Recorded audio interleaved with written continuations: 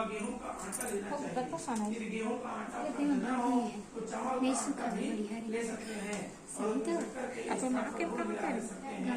यह सब मिलाकर सवाया वरण दान करें। इसके बाद मजाक नहीं कर ब्राह्मणों को दक्षिणा देनी चाहिए। ब्राह्मणों को भोजन कराकर स्वयं भी भोजन ग्रहण करना चाहिए।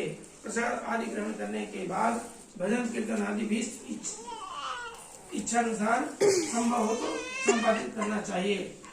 फिर भगवान सत्यनारायण का स्मरण करते हुए सभी बंधु बांधव अपने घरों को प्रस्थान करें।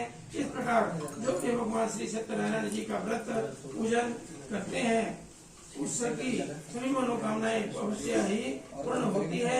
इस कलयुग में दुख एवं दरिद्रता से छुटकारा पाने का इससे सरल उपाय दूसरा कोई नहीं है। वृंदावन बिहारी लाल की जय। चावल छोड़ दो। सूत जी बोले, हे मुनीश्वर, पहले इस व्रत को किस किसने किया, अब मैं तुम्हें इस विषय में बताता हूँ, सुनिए। बहुत ही रमणीय स्थल काशीपुरी में बड़ा ही निर्धन ब्राह्मण रहता था। वह भूख प्यास से भूखे यहाँ वहाँ भटकता था, भिक्षा मांगकर अपना पेट भरता था। इस ब्राह्मण को दुखी देखकर ब्राह्मणों से प्यार करने वाले भगवान विष्णु बड़े व्यथित हुए। एक दिन वे बूढ़े ब्राह्मण का वेश धारण कर पृथ्वी पर रखकर उस ब्राह्मण से बोले, हे विप्र, तुम इतने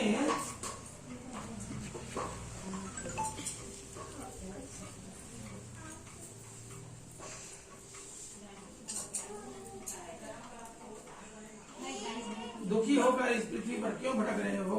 कृपा कर। ब्राह्मण बोला, हे बंधु, मैं अत्यंत निर्धन हूँ और दुखी हूँ।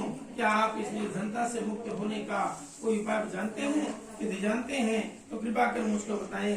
मैं वह उपाय वैसे ही करूँगा ताकि मुझे इस कष्टपूर्ण जीवन से मुक्ति मिले। बूढ़े ब्राह्मण ने कहा, हे सत्यनारायण स्वरूप भगवान विष्णु सबको मन चाहा फल देने वाले हैं, अतः हे विप्र, तुम उन्हीं का उत्तम व्रत व पूजन करो।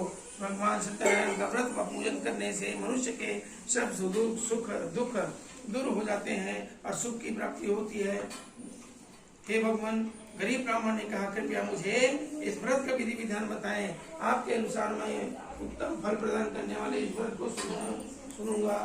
बूढ़े ब्राह्मण ने हेलो शेफ, पूजन का विधान बताया। हाय बोल दो एक बार।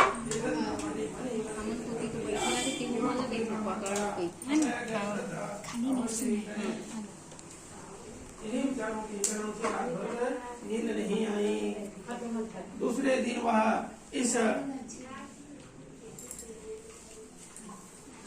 संकल्प के साथ